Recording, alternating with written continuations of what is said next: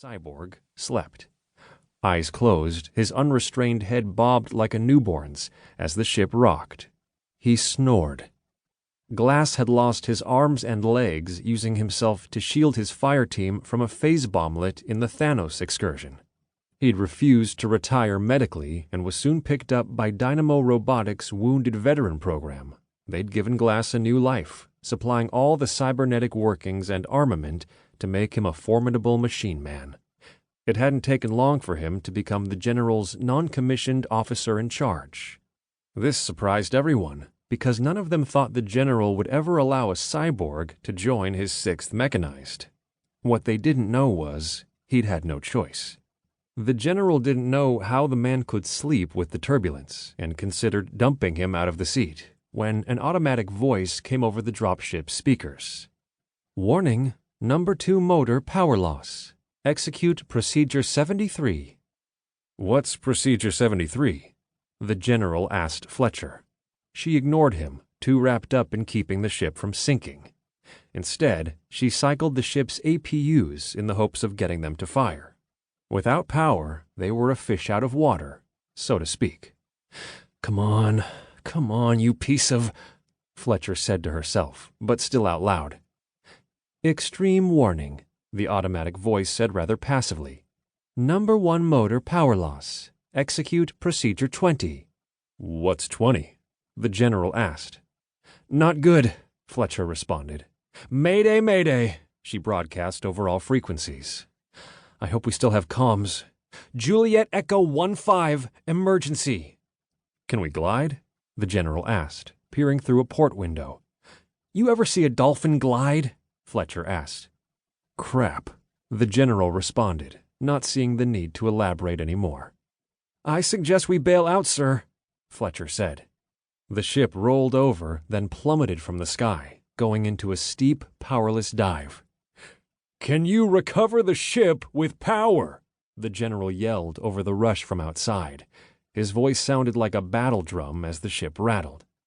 "The APUs won't fire," Fletcher reiterated. She popped the harness on her chair, and it telescoped into itself, allowing her freedom to leave her seat. But she had to grab hold of handles mounted on the bulkhead to keep from flying across the tumbling ship. "We need to egress," she said. "I said, can you recover with power?" the General repeated, his mechanical voice booming even louder than the rushing ambient outside.